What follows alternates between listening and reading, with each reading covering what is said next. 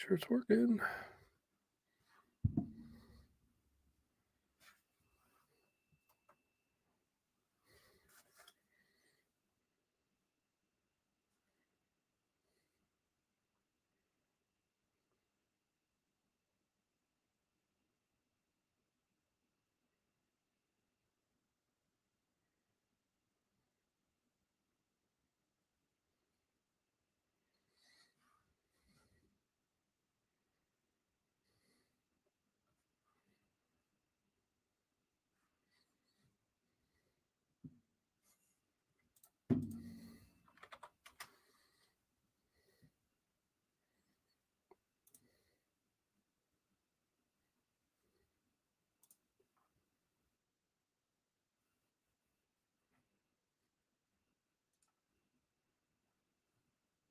Fuck, I'm not live. Oh, I can hear you. Hello? hey, there you go. Hey, man, how you doing? I'm trying to figure out why I'm not why I'm not recording on my backup. So sorry, got some technical difficulties. That's all good, baby. How you doing? Good. How are you? I'm good. I'm all right. Oh, there it goes. Now it's going. All right. Alrighty. I think I'm ready. Let me just double check one more thing. I'm always afraid like that. I'm gonna like screw this up. All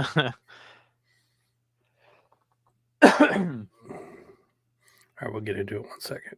All right, looks like I'm good. I'm gonna wave just to make sure, see how delayed I am. All right, I got quite a bit of delay. That's all right. That's cool. All right. Let me open my pop here before, so I don't get that on stream. All right. Okay, let's just jump into this, Greg. How you been, by the way? Before I'll ask you again, but everything cool? Yeah, man, I'm good, man. How are you doing? Just Good. same old, you know. Same. Yeah, I know. It's Groundhog Day with us, probably. All right. People could just like play the old podcast. First 10 minutes is the same shit. Yeah, people love when you're on. So, Well, I love being on, man. Thanks so much for the invite. I wish I did my podcast so I'd get you on it, but I don't do it anymore. I've slowed down this one, so I don't do it as often. I do it like a couple times a month instead of like every week. So, all right, let's start this. Welcome to the Game Store Guy podcast. I'm your host, Kevin, CC Game CEO, and I have the crowd favorite Game Trade Gregg is back with us today. How's it going, Greg? Oh man, I'm doing good. People come here for you. I just happen to I'm just like a little bit of salt, like a little bit of salt on the pasta. Like you're the main dish, baby. I'm just here to liven it up a little bit once in a while. So how's the store going? Oh, it's good, man. It's gangbusters. Honestly, it's our trades are insane. Like we're just doing we're doing crazy trades, man. And obviously, I know I'm jealous. I keep seeing them on Twitter. Well, and of course, I obviously only show the highlights, Yeah. But how it works. Like today's trades are tomorrow's profits. Yep. And so when you see just tons of stuff coming in, yeah, it's a ton of work and it's a lot of prep work to get it ready to go. But then once it's out, that's your bread and butter, And so it's been pretty exciting. I'm very excited to go to the holiday season. With what we got right now. I need to do what you do too. I do get some really good trades, and I need to probably post the good ones online. It does get people in, and occasionally I do it, but I just don't do it enough. I know you do, man. You got some beautiful stuff lately. Well, though. I'll tell you the one trick to learn that I still haven't learned is that don't post shit if it's not for sale yet, because you start getting messages by people. Oh, and I'm yeah. like, no, it's not ready yet. And they're like, can you hold all this stuff for me? I'll be in Saturday. I'm like, well, I just haven't cleaned yet. Just relax. I don't know about you, but I hate, unless it's like a really good customer, I hate holding stuff because I don't know what it is about my customers. They just do not show up half the time when they ask to hold stuff. Yeah, we have a hold.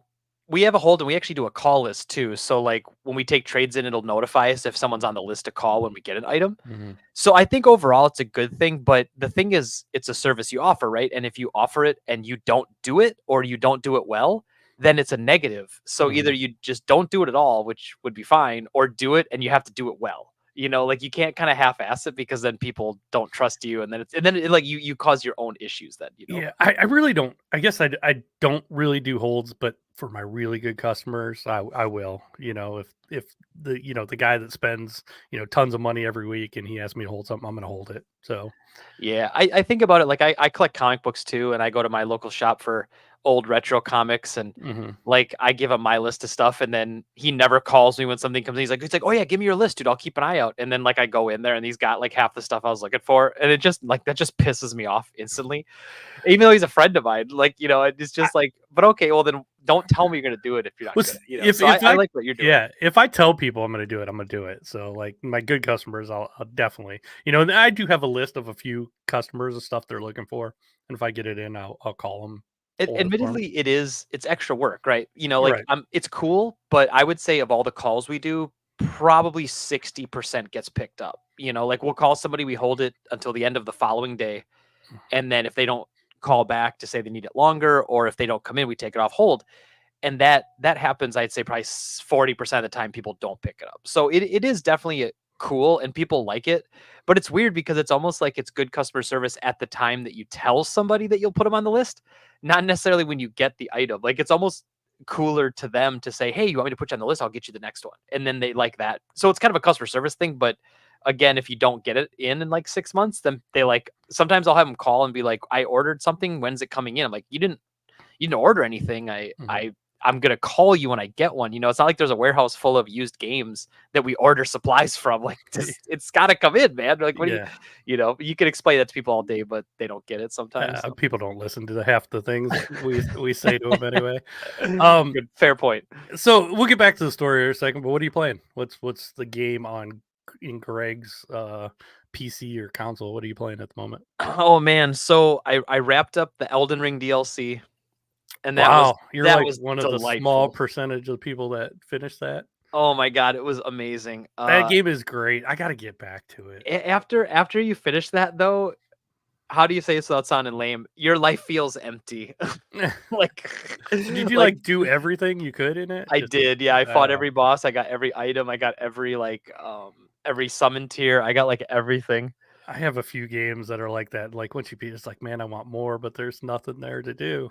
Yeah, and so I started looking around, and I think I was just looking for something to transition. So I usually play some retro games to cleanse the palate. So I went deep diving into some old like early '90s point and click adventure games for Hmm. PC. Like I was playing Legend of Carandia, and stuff like that. Like just some old EA point and clicks. Nice, And so I did that for a little bit, and then I got back into 7 Days to Die with my brothers. Like I set up a server, and so me and him are, because they finally released like nice. 1.0 of that. So me and him are playing 7 Days to Die, and I've got a dedicated server.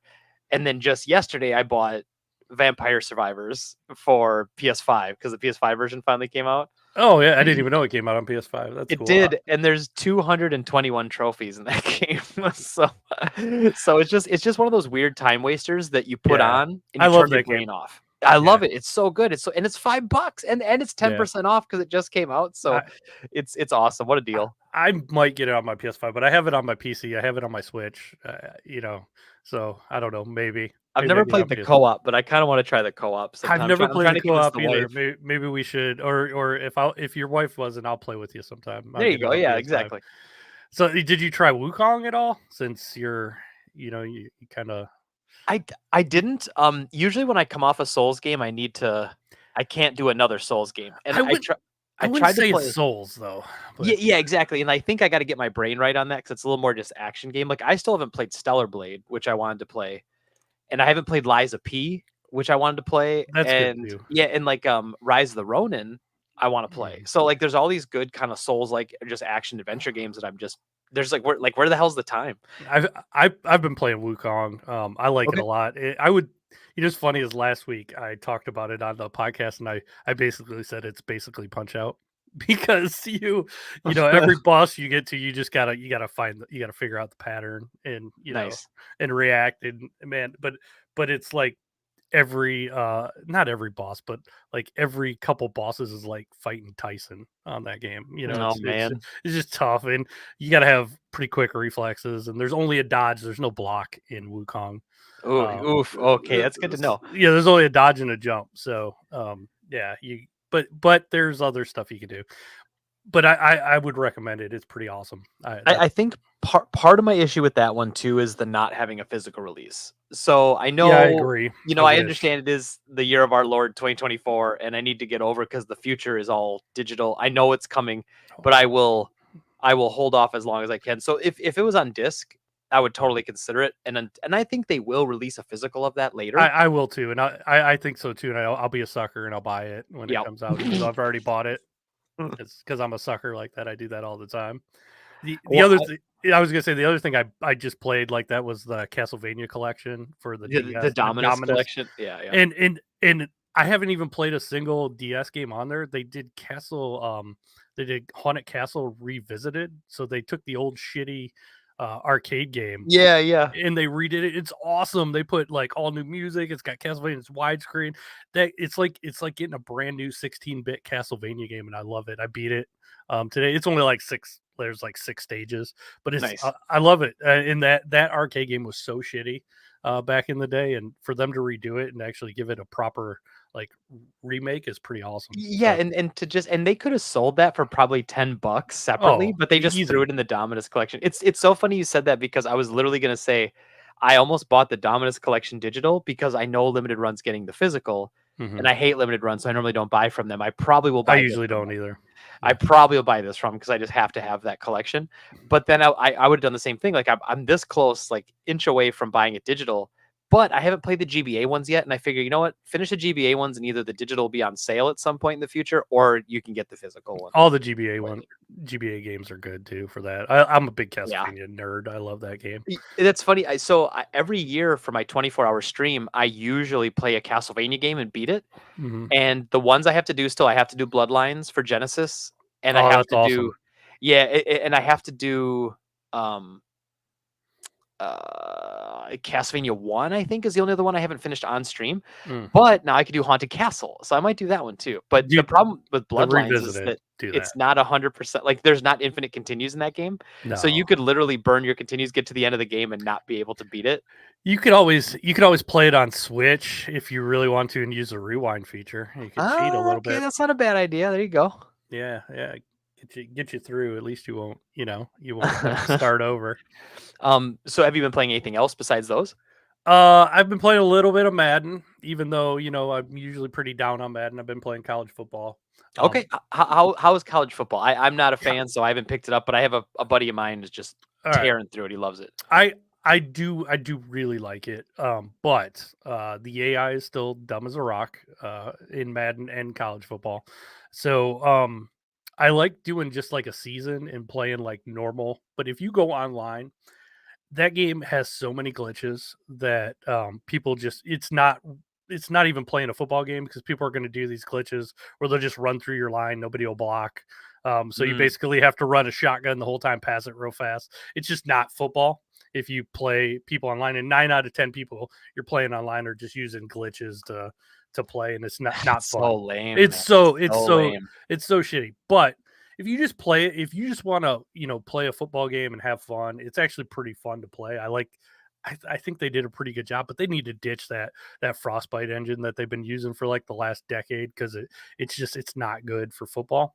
But they did a good job on this, and I would say Madden is also good. That it's better than it has been in the past, but it's still um, you can't do certain things. Like if you run a zone, your linebackers or whatever, they're just dumb as rocks, and they'll sit there until the quarterback like breaks the plane of the even though he's clearly going to Right, run. yeah. They They don't don't, like, react. spy or Yeah, anything, they they just kinda sit no, and there. they just go to their zone and sit there, and like guys will run by them, and it's like the only receiver in the area, and they'll just watch them run by. Stupid shit like that. So you basically have to play man defense in it. It's still fun, but God, I still love NFL 2K5, which is 20 years old, is still S programmed better. So what are the main differences between, like, college football and Madden then? Like, obviously, I know college teams, duh, but, like, is there any difference in gameplay or anything? Um, a little bit. I would say college football is just a little bit faster, a little bit. It feels faster to me anyway. The Madden. Maybe that's Interesting. just because everybody on I don't know why. It just seems like it controls a little bit better. Like they put a little bit more effort into the college, but of course they had a decade to, you know, make it because it hasn't come out in a decade. But I do like the college just a little bit better. I don't know why. I can't explain it other than it's just it just plays a little better. Seems like I It's have more control. it's pretty wild to see NCAA football 14. We took one in today and it sells for $30 now. Yeah, I figured that sucked Epic because fails. I had a few of them too. Did you? Yeah, we Yeah, we had one that ate it, and I think it went down to 50 or 60, and then we got it out. yeah. And then we had it on the shelf, I think, for 40 or 50, and that one Mhm. sold, and now it just keeps going down every time we buy it. I still have a new sealed one too that Oh, kind of that's really went brutal. down. Yeah, but it's all right. It is what it is. Part of the whole That's deal with that's the having a biz, game store. man, you know? Yeah, yeah. Yeah, we had a great time of all growth all the time for almost everything. So, Mhm. a few times you gotta let one, like, is gonna come up like that, so. Yeah, no, I knew it was going to happen though. I mean, it's I'd rather have a new college football game than them never making it again. So I'd rather take a little bit of a loss and at least they're making it. So Yeah, exactly, and I'm happy that like, it was time, yeah, and if the players see some of that money too, and, like, now the NCAA has different rules for, like, players getting paid and stuff like that, excellent, because that would yeah, make and, like, obviously, I understand that you gotta be careful because, you're talking about, like, when we start injecting money into college football, it's affecting a lot. There's a lot going on hmm there, but the idea that the NCAA just made all this money for themselves is just crazy. yeah. I saw a report like the Buckeyes, the players on the Buckeyes are overall making about $20 million. It's crazy. Isn't that nuts? That's just Good for nuts. them. Yeah, well, even the thing is even small schools now, a like a random guy that may not have been a starter like at a big school like Ohio State can go to a small school and be a starter, and they can get all these deals on the side, and they can make pretty good money being a starter on a small team than being a backup, like at Ohio State or something. So I think it's going to actually um, boost up some of the smaller schools a Oh, little yeah, bit. sure. Level the playing field a little Well, a bit. little bit because you're not going to get, like if you don't become a starter at a major school, I would go to a smaller school, be a starter, get some commercial deals in a smaller market, stuff like that. You're going to get paid. Yeah. Yeah. So, um, this is going to be a weird transition. So, GameStop doing retro again or trying to bring it all back, even though they've been doing it for all these years. Yeah, like, basically, they finally came out and said, "We're doing it," even though they've been quietly doing it for, like, 2 years, yeah. Yeah, yeah, yeah. So, you got any thoughts on it, or it just is what it is? Someone had a good thread. I'd have to steal their thoughts because when I read it, it was pretty much exactly how I felt. But basically, I think ultimately it's a net negative. Mhm. I mean, I think there's good things because the one thing you worked there for a long time, I worked there Yep, for a yep. long time. You know that they just make their own prices. They don't give a shit about anything else. Like they have their price, and then they watch the algorithm of what sells Mhm. and what they have, and then they adjust prices accordingly. Like they have their own algorithm. They don't follow price charting. They don't follow eBay sold listings. Like they just do whatever they want. Yeah. So they're selling, Pokemon XD for $90 or something when it's 160 to 180 all day. So Mhm. awesome. So someone's going to go in there and get a great deal on that game. But then I think, what did they pay somebody for that? So Oh, nothing. some unsuspecting customer went in there and got $25 for it or $30 for it, maybe. Mhm. When they would have come to our store and gotten like if I sell a game for 170, I'm paying, let's say 180. I'll do some quick math in my head. We're paying about 100 cash, 120 credit for that right now. Yeah. So you're getting triple what you would have gotten there. So I think ultimately I'm okay with it, but they're not going to do it right. They're not going to give the people the training they need. They're not going to give them the payroll they need to train their employees to take in the product properly. They're going to Mhm. take a bunch of fakes and their store's going to be littered with them. And they're going to end up eating a bunch of negative, I think. I mean, the fakes are worse than they've ever been before. Like Oh, when we we worked get at fooled GameStop, every once in a while, yeah, even yeah, us. yeah, totally. But even when we were at GameStop, though, you weren't worried about people bringing in fake games. Like that No. wasn't even really a thing. I mean, never had to worry about it. No, the fake games back then, I'm old, so the fake games back then, they were just CDRs where Yeah. you could clearly tell. Exactly. Yeah. But ultimately, I think it's I don't think there's a retro store in Wisconsin. So I have like they're shipping all the used games out of town, which one thing I've said it before here on this podcast, on my podcast, is that the used game market is an ecosystem. And like where I'm in a very limited market. So if GameStop if say my customers start selling used stuff to GameStop instead of me, GameStop's going to ship it to Chicago stores or New York stores Mm-hmm. to sell. That'll never come back to me. It's taking that limited market we have Right. and Yeah. limiting it further. So that's like kind of my only real concern with it. But I don't know, like their prices suck, and they've lost any positive equity they had in their brand over the last 10 years. Like they just don't have, like, nobody talks good about them, No. like ever you talk to anybody. And I know that we're different because obviously we have our own store. So like obviously our customers hate GameStop. Duh. That's why they come to us. But it's just overall, they just don't have a positive, brand image right now, There, especially when it comes to used games. yeah, I was gonna say there is this one retro YouTuber that I've watched before, and I've met him before at cons, and I'm pretty sure he's getting paid by GameStop because he keeps going into GameStop and like finding all these gem retro games, and Oh, of course. he's Yeah. Magically. really, Yeah. Of course. yeah, how the YouTube, how they I, I've talked about this in the past, but half that stuff is fake on YouTube, and it drives me nuts You're being because very generous by saying only half of it's fake. okay, it's probably like 90%. But there are some guys I really like their videos, but I know it's fake, but I still think they make good content, even though Sure. it's It can kind of still be silly. entertainment. Yeah, It's sure. kind of silly that every week they go out and they find these grails out in the wild every week.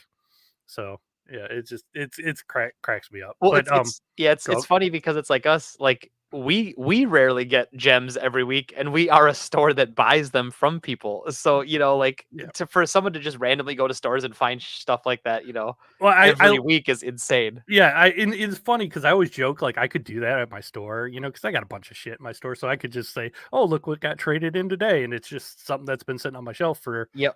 weeks or whatever. Yep. And Yep. and what's funny about their videos too is like they never, well, sometimes they show where they find it at a thing where I'm pretty sure they planted it, but other times they're like, "Oh, and then we just found this, but I forgot to record," like, and it's a couple of games that they're looking for that's on their list. Like, Yeah, magically. eh, What Matt, what are your thoughts on GameStop then? Do you have any of the retro stores near you? I don't have any. Hold Good. on. Oh, Oh, I think you got muted. Oh, never mind. But yeah, basically, like, I don't know, the GameStop thing is, all right. I don't know, yeah, I don't know, it's interesting. Sorry, that was my dog was about to It's bark, okay. and my wife came home. So I tried to cover for you, and I that's was all like, right. "Oh, I'll start talking So about GameStop," but then I was like, I don't have anything to all say, right. so you might have to Yeah. edit that out. Yes. No, I'll go back and edit. So about GameStop, I do not have any of the stores by me. And Good. I went into my local GameStop the other day, and man, I was blown away by how pathetic it is at the moment. And couldn't believe it. Like I was taking pictures and sending them to my business partner, and the Switch section really cracked me up because they had about 25 new games, and they had maybe about 50 used games because I counted them, Nice. and the rest was like all like digital cards and stuff. And I'm like, man, they're stupid. They're just like cutting their own throats to do that. And then I look at my section of Switch, and I know I probably have one of the bigger in the country, but I have like 600 Switch games. And I know that's crazy. That's a crazy amount of Switch games, but I go out of my way to get like everything, and I It's so import game. hot right now, though. Like Yeah. Switch sells like crazy. So I mean, Yeah. I don't blame you at all for that. That's one investment that's almost like guaranteed, And it like brings successful. people in, and people come in and they're like, "Holy! I didn't even know there were this many Switch games." Yeah, nice. And if you go to like Walmart, or you go to GameStop, they just don't have a selection anymore. And I know you have a great selection at your store, but it's kind of pathetic. And when you think about it, you understand why people think like physical's dead, and it's really not. But it's just these stores are not carrying the stuff like they used to. Yeah, and you know how it goes too. When you buy new products, so you especially know. Mhm. But like the markup or the margins on new product is like disgustingly slim. It sucks. So yeah, so like obviously for you, you're doing it as a way to bring people in to get the trades. Like that was always Mhm. GameStop's thing. Like new games, we don't need to make money on as long as we get people to trade stuff in towards it, and we make killing on the used games. But like Walmart and them, they're just like, it's not worth it. Like this shelf space, like they look at it from a corporate level and they say percentage of store being taken up by this product, percentage of profit we make from this is nothing. We're not carrying it, you know? Yeah. Yeah, but I don't know. I guess the way I look at it is I am lucky. I've been doing it long enough where I get price protection. So, Yeah. when stuff goes down, I get reimbursed. So it's not as big of a risk. But when you don't have that, man, I couldn't see selling new. I probably wouldn't if I couldn't. Well, and the thing about Switch is like, what's the running joke, right? Is that Nintendo doesn't ever put anything on sale, and they say stuff like, like there isn't a player's choice with the Mhm. Switch, so they didn't have any like, discount value games, right? But if you look at every single game that's on the Switch, those games are going on sale all the time, and like Mhm. we sell used copies of Pokemon like Diamond, Scarlet, Violet. They're $30 now Yeah. for used ones. And like used Breath of the Wild is 30, used Tears of the Kingdom is like 40, 45. So like those games are going down in price. And like the Switch games, because the market's so strong with them, the used market is really alive with cheaper stuff. Yeah. And so it's funny because normally it used to be, oh yeah, Nintendo stuff never drops in price. But it totally does. Like It- Nintendo might not sell it digitally on sale. I But if you have go to Walmart, it's 40, mhm. Best Buy, it's 40, for a $60 game. I have a whole section that I separated, put on a gondola. That's $25 and under for Switch, and I have more Oh, that's games. awesome. I have more games there than GameStop has in their entire store. Yeah. So, so yeah, it's crazy. Yeah, And Switch is great. the other thing too is that like what you're doing, and this admittedly I don't do, and it's definitely gonna be a miss in the future. Every Switch game you sell new, you're planting a seed. Yep. Like every one of those games has the potential to come back to you used multiple times in the I call next 5 to 10 years. I call them boomerangs. Boomerang, I love that, dude. That's Yeah, perfect. Yeah, yeah. so like, and that's kind of my concept with why I don't ship stuff, why I don't have an online store, why I don't want stuff leaving the It's area, same for because you me. want that Yeah. stuff to come back. So like, the Dreamcast games I posted on Twitter, that post is going to go live on Tuesday in Mhm. my store so that I can start selling it.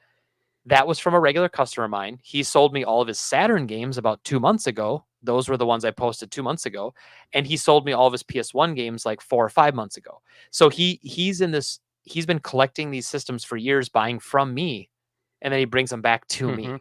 Every Yeah. one of those games in the Dreamcast post I have was a game I sold to him over the last 10 years. I've talked about that a lot on the main podcast that I'm on, the VGO, the big show for this network. And they ask, all the people ask me, why don't you sell online? And I used to sell a little bit here on eBay and Amazon, but that's the main reason. One, I think if I sold, I do well enough that I don't have to. But one, if I did sell it online, I wouldn't get that stuff back in, and I wouldn't have that big of a selection either. I like having a nice selection in my store. So Yeah, that there's something to be said for having the product, because people don't want to bring you stuff if you don't have stuff they want. exactly. And yeah, a lot of people just sell for cash, that's fine. But there's so many people that come in, and if you don't have something they want or you don't have a lot of games, they're either going to assume you don't pay well, that's why you don't have games, Mhm. or they're going to assume you don't want it. Like it's weird. Like if people don't see, and this happens to us all the time, like we won't have a game like Chrono Trigger for Super Nintendo. We won't have it for 3 or 4 months. We get a used one in, someone will see it and go, "Wow, I didn't realize Chrono Trigger was that expensive. I'm going to sell you mine." And then they sell me their copy. Now I got two Chrono Triggers Yeah, just yeah. because I had the first one. Yeah, it does go in spurts like that. Yeah. I think at one time I never had a Virtual Boy, and then I got like four in 1 month because I think people saw like what they were going for, and they're like, "Oh, I got one." Yep, Yeah, absolutely. yeah. So, have you had any crazy customers lately or anything, or no? So not really, but there was one situation I had to tell you about because it just happened Wednesday, Tuesday N- or Wednesday. Nobody pooped on your floor, did they? Nobody pooped on the floor. Although, when I remodeled my store, we got this really nice carpeting in there. Uh, Someone did spilled a complete oh, Baja Blast slushy on it, oh, so that it's sucks. stained right now. But I'm gonna get a stain out. I'll get the stain remover. I'll get it Yeah. out. But just like people just have no respect, man. What are No, you they gonna do? don't. But okay, so uh, someone comes in and they've got just a handful, like a hodgepodge of stuff. It's like a set of the Zelda Joy Cons from Mhm. Skyward Sword, and then they had the it was really weird, but it was a RAF net adapter. Have you ever seen those? No. it's like a European company, and they make different adapters. Like they make a USB to N64 Oh, okay. adapter that's like perfect. Well, this one was like a classic controller adapter, so you could use like I think it was GameCube to classic controller or something like that. So you could use a GameCube controller on your NES Classic, whatever you want Yeah. to use. Um, and then there was a couple games and something else, and I forget all what it was. So we're looking it up. We're testing stuff out. I think there was a teal GameCube controller that was like a wired switch USB GameCube controller. And we're going through it all, and our computer had it valued. Now, not everything was like our threshold is typically if it's under $100, it's like 50%. If it's over $100, it's 60%. And then obviously as it gets higher dollar amounts, we do higher percents. Because if it's $1,000, sometimes it's close to 70%. Yeah. Whatever. And so we kind of added all up, and I think our computer said it was going to be like $120 retail. So we were at like I think 66 credit, 55 cash or something like that. Like it was, kind of right around there. Yeah. And so I wasn't doing the trade. I was at the back table working on something, and one of my newer guys, he's been there 2 years now, but Noah, he's ringing up, and then all of a sudden he says the total, and the customer just goes, I can't believe it. I'm incredibly insulted by that offer. I'll take it all back right now. And I'm like, oh, people say like we've definitely had people say, I'm not interested in selling it for that price. I'll keep it. That happens all the time. And we have no problem with that. But this obviously that's like, oof, what happened? Like how is it so egregious?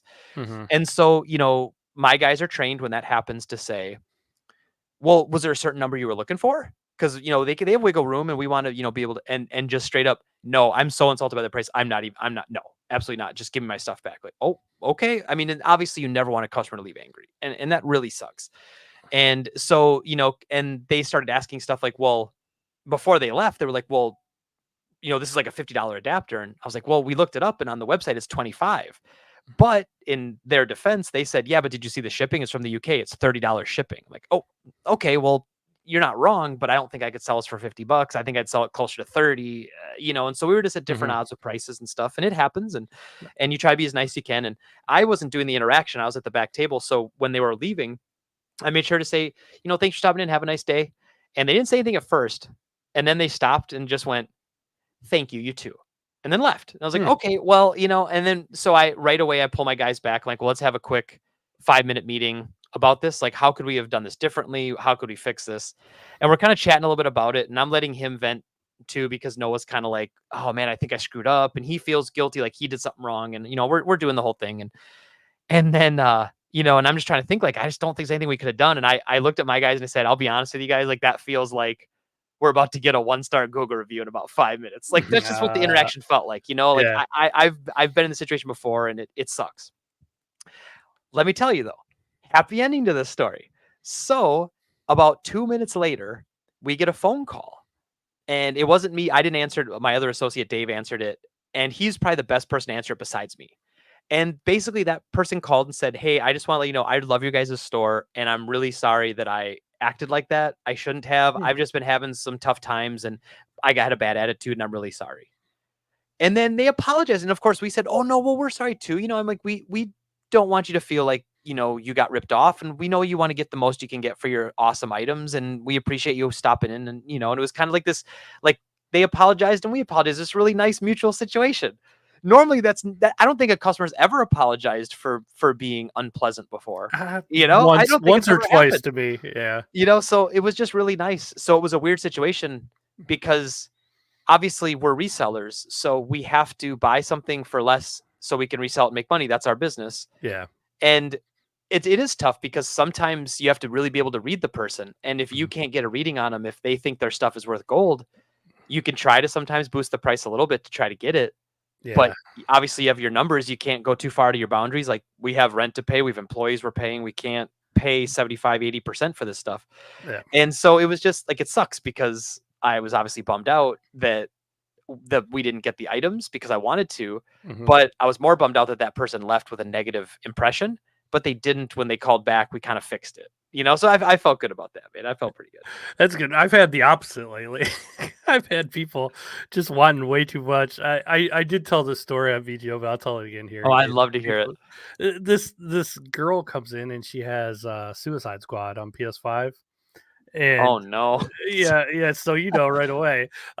So we even looked up what GameStop was given just to double check, and they were giving like 20. I think we said 25 on it. And that's even like honestly, it's way more than I want to pay, especially for that game. Um, Mm-hmm. it sells for 40 at the moment. And Wasn't it just on sale new for like 20? it was on sale for 25. Yeah, it was Yeah. literally like the week before she's trying to trade it in. It was so I was like actually given way more because I knew they got it from us a while ago. So she's like, "Oh, let me check with my dad." So she gets her dad on the phone, and he's like, "The lowest I'll take is 50." And I'm like, "It sells for 40 brand new now." I'm like, "The game is not popular at all." I'm like, I'm offering way more than I ever than I can, than I probably even should. And she like walks around the store. She's talking to me. She comes back. Well, you take 45, but nothing else. I'm like, I sell it new for 40 right now. I'm like, it was on sale for 25 last week. I'm like, I'm not going any higher. And I could hear him like get all mad on the phone. She's like, "Well, he's not going to do it," and they like stormed off. And I'm like, oh. I was actually kind of happy they didn't because I really didn't want it. And I even explained to him it's a live service game. The game's dying, and once they turn off those servers, this game's worth zero.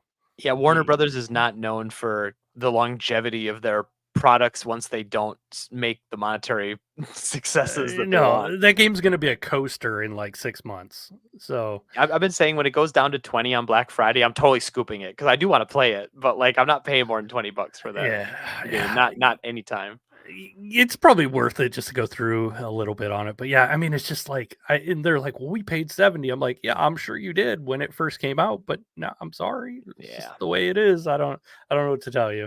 And I've had Yeah. other people like I had a guy call and he had like a new Xbox still in the box. I think it was a Series X, a special one, but he like wanted like $1,000. It was like the Halo one, and I'm looking up and I'm like, I saw one sold last week for like 450. Like I'm like I don't know, what to tell you. It's not. I'm not given that much. I'm like, I'm sorry, we're not even in the same area code. I don't even really want it. I'm at what you're asking is just way too high. So yeah, there's no money to be made, but people think you're like obligated to buy it from them. Well, and I don't know where people get their info from too, because like we had just today we had a guy bring in the Call of Duty Black Ops 2 hardened edition, I think it was for like PS3. Mm-hmm. And I'm like, okay, so the hardened edition, we look it up, I valued it at $30. I'm like, well, we'll pay 15, in cash, 18 in credit, which is actually more than we normally pay, but the guy just kind of looked like he had an attitude. So sometimes like I just read somebody and I'm like, I'll try to give him a little extra, maybe just Yeah, I do that too. to avoid the problem. And he just goes, "Oh man, like this thing's like worth like $100." I'm like, "Oh, well," I'm like, I mean, I was looking it up and I saw we were gonna sell it for 30. And he said, "Oh yeah, I'm seeing it all over the place for 100." I'm like, "Well," and then eventually I just went, I mean, yeah, people can sell stuff for whatever price they want. I mean, I'm just saying that what we see on eBay is that they've sold for 30, not Mm-hmm. what they're trying to sell for. And he's just like, I think we'll keep it. I'm like, that's totally cool, man. I respect it. He wasn't rude about it or anything, but Yeah. I don't know where people get that info from, and it's kind of crazy.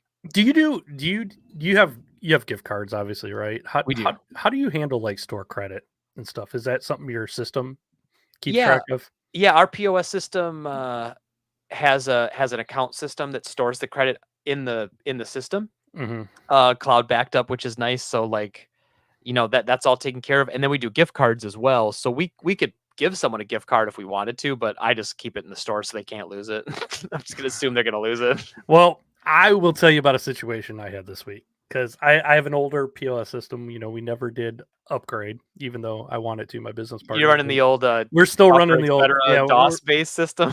No, it's Windows. It's not DOS. It's still pretty good, but it actually still works fantastic for us. But the way we handle our store credit is we used to use accounts, but I kind of wanted to get away from accounts to be honest. So we put your store credit on a gift card, and we just give you a gift card with your amounts. So somebody comes in, they trade in a bunch of stuff, they get a gift card, but when they redeem that gift card and it goes to zero, we put those used gift cards in a box and we reuse them. So Yeah, uh, makes sense. Yep, yep. because gift cards cost money, so we're reusing. Now when someone buys a new like gift card for a gift, we give them a brand new one, a clean with an envelope and all Right. that stuff. But the problem I had recently is this guy comes in, and one, he's always been a problem. He's always been an a-hole whenever he's in. And he comes in and he has a receipt for in a game, it was Gran Turismo, like on PS4, and it has his gift card amount. It has a gift card number under it. It's from 3 years ago. And I'm like, he goes, well, I lost the gift card. I'm like, okay. I go, even if this has a balance on it, I need the gift card. I can't use it with just off the number. And he's like, why not? I got the number and it says balance. I go, because we reuse those gift cards and it's been 3 years. And I looked it up anyway just to humor him, and it had zero balance. So the gift card was empty regardless. Thank God. I was actually praying it was empty. And it was empty, and he's like throwing a fit. He goes, well, I know I didn't use it. I go, you didn't use it in 3 years? Like, I'm like, dude, I can't, you got to have the gift card. I go, that's why it says, and I show him on the gift card, it goes, treat this as you would cash. If you lose it, it's gone. Yep. So I can't just use a number. And I explained to him how we reuse these gift cards. So I can't just use the number off of your receipt from 3 years ago. And he wasn't having it. He stormed off all mad. So I don't know. I don't think I have to worry about him giving us negative review, because I'm pretty sure he's given us one before. Nice. Bless his heart. Well, and the very first time I ever had to interact with that guy, he bought a GameCube from us, and then he tried to return it, but it was not the one we sold him. Do you track serial numbers like on your? Yep. So that's the one thing our system cannot do. It cannot. There's no way. Like, we have to manually write it on the receipt. No, it tracks them, and it'll tell you, like, you can scan that serial number, and it'll tell you how many times I've sold it, how many times it's been. Yeah, God, that sounds awesome. I got to reach out to my company. I'd be so surprised, because I'm shocked they don't have that. I can do, I can make a SKU serialized, which is what I thought that would do. But what that means is that every sticker is for that specific item. And it doesn't even have that information in it. It just means, so say I have 4 PS4s. If they're serialized, each PS4 gets its own sticker. So if say I used the same sticker 4 times, it wouldn't let me sell it again, because it's like, no, you already sold that one. So you have to have specific. Yeah, that would be annoying. So it's actually, so I have to sell them as what we call bulk quantity or whatever, which, like I said, it works just fine. But yesterday we had someone return a Switch, and we had sold it $10 off because it had some screen scratches. And the guy brings it back in, and he's like, yeah, I went to put a game in, and basically when you pull the tab open to put a game in, that whole back plate of the Switch starts coming off. Ooh. And I'm like, how the hell did we not catch that? When we test a system, there's no way we didn't catch that. He probably dropped it. But he could have dropped it, or he could have maybe it was fine, and then when he opened the tab, he hulked on it. I don't know. But he returned it and then didn't swap for another one, just wanted his cash back and seemed mildly annoyed. And I'm like, well, I mean, if he was ripping us off, usually people don't seem annoyed. They seem more like they're really appreciative of you, so that they can get on your good side, so that you just do the return for them. Yeah. So I don't know. It just was that sucks. And then I still don't understand how this happened, but we went to sell a Super Nintendo. I had it on hold for somebody. We called him. He comes in, he's like, oh, it's really clean Super. I'm like, yeah. And he needed a replacement. And we've been talking for weeks about it. He's a good guy. He's a regular. He actually helps me get discounts from Granger because he gets a discount with them. So I order stuff through him. And all of a sudden he's looking at the Super Nintendo, and then he just picks it up, and the whole top half of the Super Nintendo just comes off. Oh. There wasn't a screw in the damn thing. And I'm like, what the hell are we doing here? I'm looking at it, I'm so embarrassed, and I would have been embarrassed too. And of course I'm like, well, and we do open them to clean them, but there weren't any screws around. Our sticker was on it saying it was cleaned and tested by this person. This is bonkers behavior. And then if the customer hadn't picked it up, I would have put it in the bag and probably never noticed. It's nuts, man. I don't know how this stuff happens, but with the Switch, I don't know that it was that Switch. So I need to go back and figure that out, because I'm sure people have pulled fast ones on us. And I don't know. I mean, I'm kind of in the mind of, I probably would help someone anyway. Obviously don't want to get ripped off, but sometimes the adage, kill them with kindness is that's my thing. So I'll pretty much do any return to take care of somebody. But then like there are going to be people out there that'll take advantage of that. And, I will too, but I had a Switch situation where a guy they returned a Switch, said it wasn't working at all. Sure enough, they brought it in. It was a Switch Lite. It wouldn't even power on anymore or whatever. So yeah, it could have been whatever. Anything could have happened to it. So we give them another one, and I I'm like, well, I'm going to open this up and see what's going on with it. It had clearly had water damage in it, so they had dropped it and or whatever. So then, like a couple weeks later, the same guy calls again and goes, "Well, this one's not working either." And we're like, "Well, what happened?" He's like, "Well, my son slept in the bed with it, and it overheated, and it won't turn on anymore." And I'm like, "Well, that's not covered by our warranty." And I go, "In the last one, had water damage." And he goes, "Oh yeah, it did get wet." So he admitted, and I'm like, "Well, I'm not giving you another one." Like, yeah, sorry, man. Your kid's too harsh. Harsh on them. I'm not. I can't just keep replacing switches here. And I won't get into the obvious parenting issues with letting your kid fall asleep with a Switch. Yeah.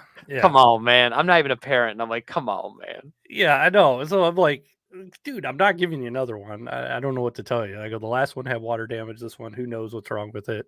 You're gonna have to, maybe do a repair ticket with Nintendo, see if they'll fix it for you. We had there was someone who he was having problems with his PS3 controllers, and I think I'm going to put my conspiracy theory hat on. I think he now just makes up issues so that he has a reason to come to the store and talk to us. I really am starting to believe that.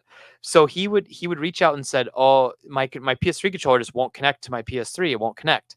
Okay, do you have a charge cable? Yeah, it's not doing anything. Okay, do you have another cable you could try? It's usually a bad cable. Should try a different USB port. Like, you go through all this stuff on the phone, nothing's working. I tried all that. Okay, I'm like, well, I'll tell you, bring it in. I'll take a look at it. I'm like, I don't repair stuff, but I can diagnose it for you probably. And they bring it in. I plug it in. All right, well, he brings it in. It's like just the controller. I'm like, well, do you have the console? No. Did you need that? I'm like, well, you said it's not connecting to your system, man. I mean, what do you want me to test for you? I can't, whatever. So then he comes back with the system. I'm like, did you bring the charge cable? No. I'm like, well, next time just bring everything, because then I can figure out what's wrong. But then I grab a little test cable or charge cable. It tests fine. The controller hooks to the system just fine. Everything's working fine. Okay, cool. I get a negative Google review from that person. Oh no. Like an hour later, after they go home, and they just say, "Keep having problems with my controller, no help." I'm like, this not even, you didn't buy it from me. So I replied back pretty sternly. And I don't normally do that in reviews because my wife makes a good point about this, and I do the same thing. When you get a negative review, I almost don't care as much about the review as I care about the response from the place that got the review. Mm-hmm. I think if you're really professional and you offer suggestions and help, and you're putting yourself out there and apologizing, that goes a long way with a negative review. Mm-hmm. And so normally I do that. This time I did not. I said, "Hey, you came to us with a problem with something you didn't buy from us. We helped you at no charge. I helped you. When you left, you saw it was working. And now you got home and left me this review." They then changed it from a 1-star review to a 3-star review out of 5. Oh no. And just replied back to me, "Hey, do you have any PS4s?" That's the review now. It just says, "Hey, do you have any PS4s?" 3 out of 5. I'm like, what the hell are we doing here? So then I'm replying to the review again, and I'm like, why don't you stop using the review system to talk to me and call me at the store? And so the last time I checked, I believe it was still a 3-star review. It's the wackiest shit I've ever seen. And I don't understand people. And then just like the other day, the same person. So every time he walks in the door, I instantly get pissed off. And I don't normally do that. I don't have anybody I do that with.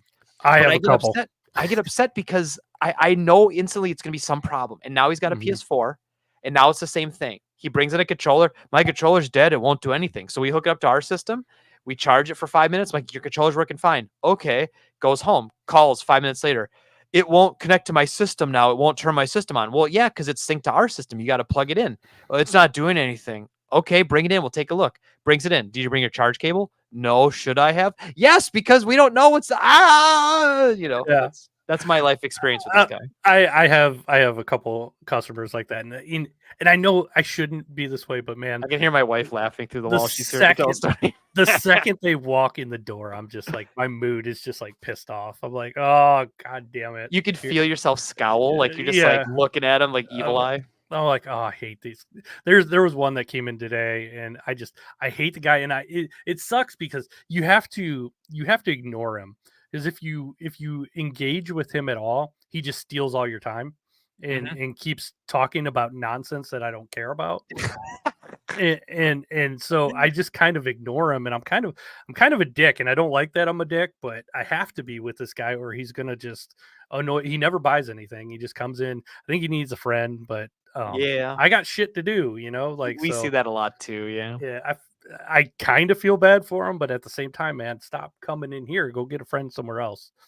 So, and I know I kind of sound like a dick saying that, but Y Well, yeah, no, and I've said this all the time, like, there is something nice, like, that warms my heart a little bit knowing that, like, we're a safe place for yeah. people that may not have anywhere else to go, where they feel welcome in their hobbies, and I do take pride in that.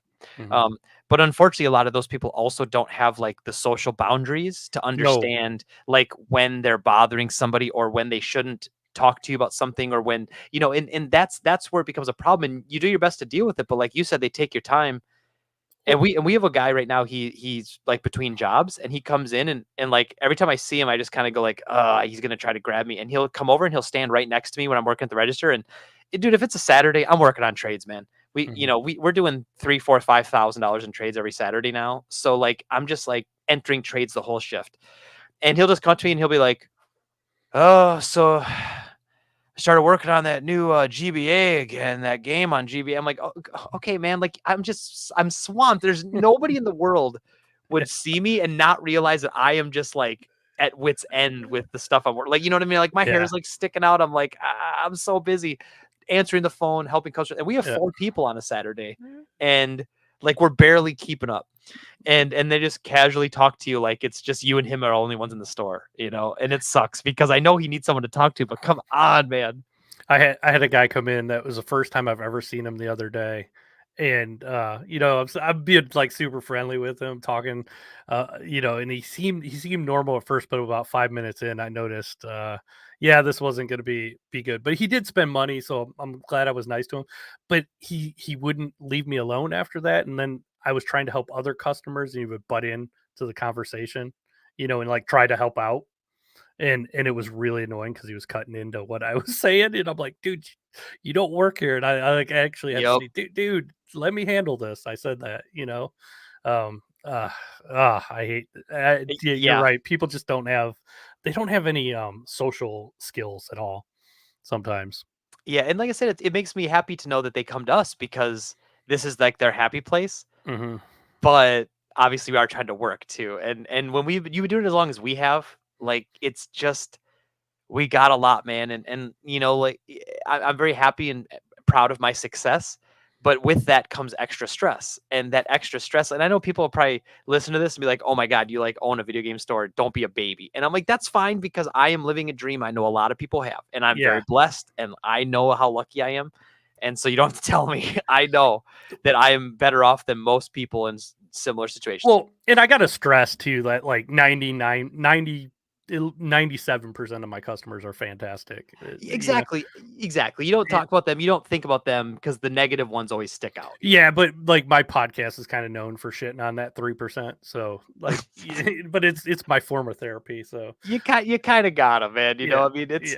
and this is our safe place, right? Like their safe places to come to our stores, and our safe places to come here and talk to other Well, game store owners about our yeah, plight. and So you got like YouTubers that some of them that do own game stores, and they everything's rainbows and unicorns at their store, and I think it's funny because I was like, show some of the bad stuff sometimes, too, not just it's not all rainbows and unicorns. yeah, it's weird, right? Because like the YouTubers that own game stores, either everything is terrible Hmm. or everything's perfect. No one's like a balance of either. It's either this is the perfect job, look at how amazing my job is, look at all this cool stuff, or the other Hmm. one is don't ever open a game store. It's misery. It's the Oh worst yeah, job I've ever had. yeah. Like I watched the one where the guy was, I thought he was gonna cry like as he was getting interviewed, like as like I work 100 hours a week and I barely make it, and I'm like, well, Yeah, you know. and so I was so one of my guys who's been with me for 4 years, Hmm. he just left a couple weeks ago. And like that sucked, because like with him, my store was actually overstaffed. and I wasn't required to be there really anymore, which was kind of part of my pseudo retirement. Was, like, I have other projects I'm working on, Me too. and so I want to work on that stuff while also running my store, and I was able to do that. And losing him, like, he's a good friend of mine and we're still friends, but like losing him at the store level sucked. Yeah. And so there is stress involved with that. And like there's days where I'm like, man, I wish I hadn't signed a 10-year lease last year when I built this place, like knowing that I'm trapped, Yeah. because I mean, it's not even that I'm trapped. It's just knowing that I don't have any options, right? Like, just that my option is to work for the next 9 years. Like, I don't have any other options. But, you know, like, it is an up and down business. Like, there's times that are really, really tough with this. And when you own your own business, I can't stress enough that it takes a level of mental, like, capacity for stress that you don't even understand, like, Yep. until you're in this weird position. Like, people just don't get it. And you're not just in charge of your life, you're in charge of your employee's life, your business partner's life. All that stuff is on your shoulders. I have a wife who's, has a good job, but we don't have a family. You have a family. That's an extra layer of stress you got that I don't got. I mean, there's just layers and layers of worrisome stuff, and you have to be like a master of stress management to not, like, want to just stop doing it. Like I almost feel like sometimes I could just like lock the doors, go home. Like, I have days like that, I felt like that many times. Like, most days aren't like that. Most days no. are pretty great. And like you said, there's 97% of the customers are awesome and they're fun to talk to. The staff is great. You hang out with your favorite people all day long, but the work is there, man. And like when we get trades, like, so say for instance, like, say we get, like, on Thursday, it was or Wednesday was a $5,000 trade day. Ooh, that's a big So day. I bought $5,000 in trade, which means it's about $10,000 in sellable product.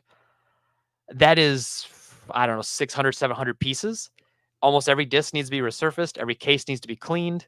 Every game needs to be gutted, alphabetized, put on the shelf. Like, That's what that people don't see days and either. days of work. They don't see, like, when you're giving them like 50%, they don't see that it's going to take another 25% of, cost on just cleaning it all up, Yeah, the cases are smashed. You got to get a new Yeah. case because no one wants to buy this like rummage sale Yeah, shit. just how And much time it's going to take yeah. to get everything processed and put out. Oh, you got Like, rental stickers on all your cases? I got to rip those off, and then I got to use yeah. Google on to get this. Yeah, it was great. So, so the last time I had you on, you did talk about what you wanted to do after owning a game store, and you said you wanted to, do some charity stuff, and you were talking about Midwest Gaming, maybe getting them to do something at Midwest Gaming. Any update on maybe for next year for that? Yeah, I think that's gonna happen. Because actually, what's today? Saturday. My week's all goofed. Yesterday I was in Milwaukee taking a tour of the Children's Hospital. Okay. So I'll try not to. I'll try to And make this brief. what was the what's the charity again that you work with? I raise money for Extra Life, which is a program provided by the Children's Miracle Network. So all the Children's Miracle Network hospitals around the US, they came up with this corporate policy called Extra Life to get people involved in helping them fundraise. So we were the second highest fundraiser in all of Nice. Wisconsin last year, only behind the son of Gary Gygax. So like the dude who created D&D, Wow. he's like from the Milwaukee area. So his son does a lot of fundraising with that D&D stuff, and they raise more money than me. Well, so good for you. Good I'll for never you. be first place because I can't beat Dungeons and Dragons. Yeah, That's okay. That's kind of a hard property to go against. And you know what? It's great. That's no problem. I've dealt with it. It's fine. Yeah. But because I'm a big donor, they like to do stuff for me, and they always like, they're trying to schmooze me. I'm like, I don't need this. I don't need schmoozing. I appreciate being appreciated, but like, help me help you guys. Like, what more can I do? And they're like, well, we'd really like you to come down and take a tour of the hospital because we want you to see where it's all going. And I'll admit, I didn't really want to go because I thought, I'm going to go there, and if I see like a bunch of businessmen in suits and like CEOs in a boardroom, like drinking, like wearing $1,000 suits and drinking expensive bottled water, I'm gonna be fucking pissed. Like, excuse my language, I'm gonna be pissed. And it could not have been further from that. Nice. It is the most dedicated staff of people to kids' health and kids' recovery I've ever seen. It was moving, and don't get me wrong, it's sad. We took a tour of the hospital. You saw babies hooked up to tubes, and you saw young kids that have never seen sunlight outside. They've never been outside. And so it's really sad. But at the same time, you're seeing what they're doing for them. And Extra Life, the funds when you raise for Extra Life are what they call restricted. And all those funds go to very specific things in the hospital. All the funds raised from Extra Life go to, in Wisconsin anyway, I'm not sure where it is everywhere else, but in Wisconsin Children's Hospital, it all goes to these like fun rooms that the kids get to go to when they're not in their hospital beds. So like one of them straight up, it looks like a basement, and you walk in there and it's got a big screen TV with every console hooked up. There's books, there's comics, there's like VR system set up, and and the coolest part was the lady giving us a tour. She was an administrator. Mm-hmm. Her badge does not get her in the door. There's no doctors allowed in there, no nurses, no administrators. The only people allowed in there are the patients and the people who run the room, which are specialists who only do that. They run that room. That's awesome. It was awesome, man. And so it just kind of like brought me back to like why we're doing what we do. And it's a level of fulfillment I'm getting out of life that like being a successful business got me to like, you know, you can't see it on my camera, but like up to above my head, I've got my hand a foot above my head. That's where my business got me. Like, that's great.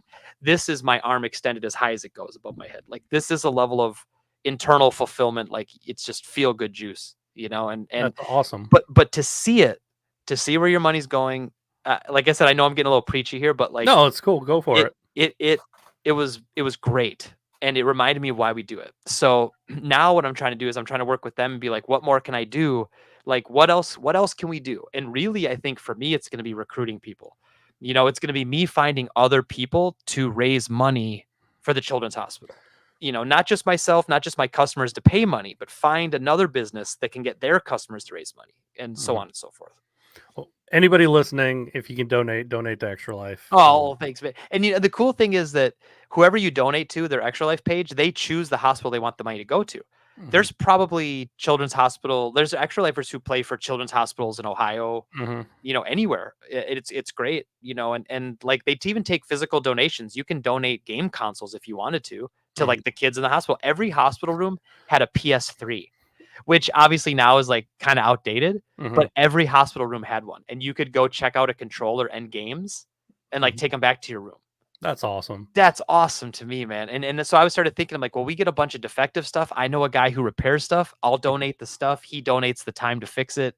Hey, you know, that's like, a great idea. You know, and then you're not putting stuff in the, you know, you don't have stuff going in the trash. You got stuff. Yeah, if you have anybody, if you ever give me that guy's name, I'll send stuff to him too. That if he can repair them, that I'm not, you know, it's just not worth my time. I'll send them. Oh man, that'd be awesome. I donate all kinds of stuff. Also, if you do ever get them to do something at Midwest Gaming next year, let me know. Maybe I'll bring my Mario costume, and we'll really get some people to their booth. We'll get them. That would be awesome too. And what I'd love to do too is I'd love to buy. Maybe I could even have you whip up some custom like Extra Life cartridges. Oh yeah, sure. And then I'd buy those. I'd happily buy those from you to give away as prizes and stuff. I think that'd be so cool. Yeah, I'd probably just give them to you. Well, I know. Well, here's the thing though. A lot of times we try to do incentives for people who raise the money too. And so if we made maybe 100 of those cartridges to give out to everybody, we'd want to pay you for that. You know. Oh, people would buy those, you know, just, you know, as a memento of donating at Midwest. You got to get them in Midwest. I think gamers are real generous with that stuff. I think they'd get a lot of donations. Yeah, I'm pushing pretty hard, and I'm going to make sure that they do a booth on the vendor show floor. Not because usually what they do is they get a little booth in one of the side rooms, which is fine. People walk through those, but that's not the vendor hall. Like I'm like the carnival barker. Seriously, give me a table. I'm going to have a chair. I'm going to have a megaphone. I'm going to be so freaking obnoxious, but I will get people in. I'm going to have a spinning wheel for like, you know, spin the wheel, win the prize, donate some money, get this. Like, it's going to be fun, you know, and that's my plan. And I really hope, because that's the only problem with it is it's still a hospital. It's still bureaucracy involved in like trying to figure out how they can do it. But, you know, I have such grand plans for that, man. I'm so excited for it already. And then like I do every year, coming up in October is my 24-hour live stream. So I'm getting ready to do that. I really got to get back in shape for that, man. I haven't streamed in like 3 months. Well, before you do that, send me give me a heads up and I'll post it. because I always see it when it starts, and like I kind of. But if I give people a heads up, I'll check your Twitter if you're gonna post it ahead of time. I'll repost it and everything, I and I'll appreciate post that. it in the Discord. There's a lot of people, so Well, we'll I get some appreciate people that. to it. And I So, will, and oh, I go will kind of let you know it ahead of time too, because I yeah. haven't picked exactly what day yet. But once I know, because I want to do incentives too. Actually, just Thursday, I got my first tattoo, and so I'm ready to get I want to get an extra life one, and so I'll probably have 3 or 4 different designs, So and are then you people who you gonna donate can you gonna vote. have like a sleeve soon? Like So right now I'm doing patchwork, so I'm just doing little patches around my left arm, but my right arm will be a sleeve. man, When I kind of plan, just got to plan it out. But I'm a big pansy. I don't like needles. I don't know if I oh, can. dude, it's not so bad. It's okay. Here's what I said. It's like getting stung by a hornet for a half hour. Oh, It's not a big fun! That sounds deal. fantastic. You're selling me on it Yeah, imagine even it's more. only getting stung by a hornet 1,000 times over the course of a half hour. No big deal. No, no big deal. Not at all. I am allergic to anything that stings me, so I'm Oh gonna no. pass. Yeah, I'm gonna pass on that. Oh, that's So great. I haven't talked to you since Midwest. What did you think of Midwest? Just I know it's been a while, but Oh man. Yeah. So well, I'll tell you, I had actually had this conversation a lot with customers when I came back home. mhm. Well, I don't know how much you were on the floor, but I was busy. Not as much as I wanted to be. yeah. Well, I would say that I saw a low quality of product for the maximum quality price. Everything seemed to be 6s and 7s out of 10 as far as condition, hmm and everything was at the price of an 11 out of 10 item.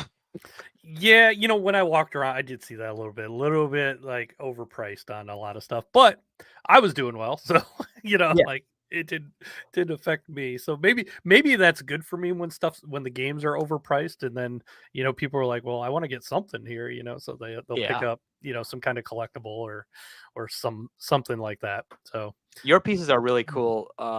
So I think that's the perfect thing there I until have I have even someone else more now. copies you and starts making more. Well, here's the thing. I don't think there's too many people that can there obviously there are, but I make all those files on like the signs and logos and stuff like that. So obviously people can figure out how to do it, but it's not the easiest thing in the world to do. So I don't think there's going to be as many copycats as there are with like the cartridges. You can find some of those cartridges just online without doing any kind of there's no skill involved on some of that stuff. So but the other stuff there is. So I think it's going to be a while before I see any copycats on that. There is a guy that does like vinyl signs that are really cool, and his stuff is really nice. But like I'll be selling the same sign that I 3D printed. Granted, his is nicer, but he's like selling them for like 200, where I'm selling it for like 40. Yeah. So yeah. It's funny. So before my guy left a month ago, a couple weeks ago, I was at a state where I was like, I've got extra time. What kind of projects could I do?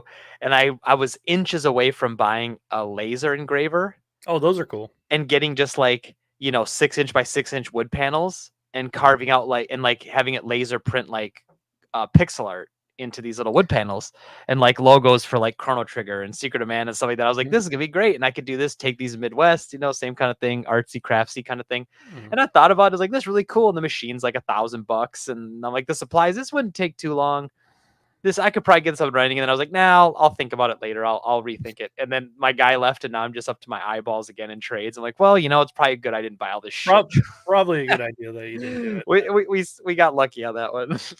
I got a convention coming up here in Cleveland, so this one's it's kind of like Midwest. It's actually called the Cleveland Gaming Classic, Oh, nice. um, but it's just I would say about 60% the size of Midwest Gaming. So it's still nice. It's not quite as big, but I always do really well there, so I'm getting ready for that at the moment. Plus, it's Nice. only an hour from me, so that's nice. I don't have to like stay in a hotel. That Or sounds. How long is the drive to Milwaukee? it's 6 hours. 6 hours. Yeah, Yeah. Not yeah. ideal. Not ideal, but I'm used to it. The only thing what really sucks is going through Gary, Indiana. Like it is. I always joke that like the only thing they export is crippling depression in Yeah. Gary, Isn't Indiana. isn't there like a tri-state toll there that's like a freaking $30 or Yeah, something? there's What is some stupid ones. I when I was at GameStop in the mid 2000s, my DM asked me to help out another DM in Indianapolis. Mhm. And so I drove down and stayed in Indianapolis for 2 weeks to train like 4 new store managers because this district just like fell apart and like everybody walked. And so they had a new DM and all these new managers, and I went down there and I drove through Gary, Indiana, and I only drove around it like on the freeway. And I'm like, just get me through this, just dump, this absolute dump, Oh, I feel bad for anybody that lives there. Good man. lord. It is It so bad. it's got all the negatives, like because even in someplace like Detroit, you hear about all the Mhm. negatives there, and they've really been turning around a lot too. Mhm. But you hear about all the negatives there, but Detroit has all this positive history and this like, oh, it's the Motor City and man, Motown and like Well, this great it stuff. Like yeah. Gary, Indiana has none of the positive. They only have like the negative. And There's it's no all redeeming quality. everything is rust. Like, it's just that's like every building is rusting, everything's made of metal there, and everything is it's just rusting and depressing. Like that like, just driving through there, you feel terrible. I don't know It's what it almost is. like it's like a modern day, like a gold rush town almost, where it's just like the town got abandoned when whatever it was built to Yeah. do, but there's still people obviously there stuck there. Yeah, and anybody who listens from Gary, now, sorry, Yeah, but sorry if you that is listen. like the Sorry. low light of my drive to Midwest gaming because It's like there's just a cloud that's permanently over the city. It it's doesn't it ever. it's right at that point too where you're just kind of like annoyed that you're still driving this long, and you still got a few hours till you hit, um, Milwaukee. I don't know. It's just, yeah, it's just, I don't like Gary, Indiana. If I That could go sounds around it, I probably would. I guess it's about that time. If you're listening, Greg and I are going to talk just a little bit of football. We got to do some predictions, Greg. It's always the fastest hour, man, ever talking to you. Yeah, I I know. absolutely love it. I feel like I'm like stealing your time too. So like, Oh God, not at all. I felt bad. So like last night, so remember I went to Milwaukee yesterday for the Children's Hospital thing, and then last night we partnered with a local brewery doing a Mario Kart tournament. So like I got back from Milwaukee, then had to change, shower, and then get ready to go to this event to do that we sponsored with them. And I'm like, so that's why I couldn't do it last night. And that's awesome. because normally Friday nights you and I try to hook up and Yeah. record, and I was like Saturday night I'll do it. And then I'm like, right now I came home and I told my wife like I gotta do this podcast real quick, and she's like, okay, because like I haven't been able to hang out with her at all this whole week too. So, Oh, but no, it's good. Believe me, it's I got plenty of time to go around. um, speaking of promotion, since we're getting into football, do you still do the Madden one on the radio? So it's funny you brought that up. This is the first year I'm not doing it. Oh. I decided to not renew it this year. Yeah, and they uh they must have mentioned it for the first time like 2 weeks ago that I wasn't returning Hmm. because I started getting a bunch of Facebook messages at the store, like, or like people were commenting on posts from like 2 months ago, just saying, "Why no Madden matchup? Why don't like?" It was the weirdest thing. It was like a bunch of customers just came out and were like, "Unga bunga, where's Greg?" I'm like, well, like you could just message or give me a call. I mean, Hmm. I know it was weird, but yeah, it just didn't make financial sense. It never really did, but I kind of loved doing it. Hmm. And last year I fell completely out of love with it. It wasn't fun. And like the format we use is old and outdated. We got to Hmm. rethink it if we're going to do it again. And the hosts of the radio show, they don't give a shit. Like they love that I That just makes a difference. well, Yeah. like they like it, but they like that they don't have to do anything. They Hmm. like that I show up. They talk to me on, for 10 minutes. I ran the simulation, I run the numbers, I talk to them, and I get off air. Hmm. It fills 15 minutes of airtime for them, and people love it. Like multiple people have told me that it's their favorite part of the morning show, which is hilarious to me because it's like I'm paying to be on there. Yeah. So like, and so that was part of it too, was if we could rework it where maybe I'm adding something to the show, so maybe I get a commercial, Hmm. but they're charging me like a full on sponsor, and I'm like, well, that's kind of horseshit. So Yeah. it's Yeah. it's not all money, but it's kind of, it's No, like I the passion's completely gone understand. and the money's there. Yeah. So we'll see, and maybe next year when we bring it back, we can rethink it, or I don't know. I talk about I don't know. Who knows where I'll be next year, man? I don't know. I don't know. Maybe it was good to be done with it now and just move on. Who knows? Who knows? What about you? Do you partner up with anybody? Do you anything cool like that, or? I've been on the radio a few times. It's fun. Every time I go on the radio, it's fun. And you know what? I'm friends with most of the Cleveland radio guys because I've been Nice. on there enough. But I don't do like a reoccurring spot or anything like that. They've actually asked me to come in a few times, which is nice. So I haven't had to pay anything. So I just kind of go when they come. And I've also hooked those guys up when they want stuff that's hard to find or whatever. Oh, sure, sure. So Smart. that's I guess that's kind of my payment. I give them the good stuff, you know. So I'm like their hookup when they need something that's hot, or you know, or I get a game early that they wanted a few days early. I'm not technically breaking street date. I'm just giving it to them. Well, So, yeah, exactly. You're not selling it early, you know. yeah. So It's funny. Like, so when I got this tattoo on Thursday, and it was actually a new shop that just opened up across the alley from my store. So I went over there like one night and I was like, yeah, the guy's great. Let's schedule. Let's get it going. And and the guy finishes a tattoo. It was a small one, so it's like the shop minimum's $100. And he's like, well, I've been looking for a PS5. Like, I'll just give you like $400 worth of tattoos for a PS5. Is that cool? And I'm like, hell yeah, that's cool, man. So that I don't have one right at the moment. I got to get one in for him. But he basically did the tattoo and he gave me $300 in like store credit. I'm like, this is awesome. I got like 8 PS5s right now. God damn it. And we had, until college football came out, we had Oh yeah, like well 10. yeah. And then they just flew. And now I just got to wait for that sell off. Yeah, And then college Christmas is football here. was great for selling PS5s and Xboxes. I sold Series so S's, many. God bless college football. I sold every one of my Series S's. I had like 10 of them and they weren't moving. I'm like, oh no. Oh, you know, I don't really mess with the Series S's, so I didn't have to worry about that. But yeah, It's crazy, dude, how many people buy them from us though, yeah, and then trade them in to upgrade towards the X. It's almost like they're all a stepping stone to get the one that plays discs eventually. Like yeah. every one of them eventually trades it in towards Oh, the X. they It's got that great. X coming out that doesn't play discs too. That Oh sucks. man, they're just such piss, you know. Yeah, It just sucks ass. I hate it. I hate Microsoft at the moment, but that's all right.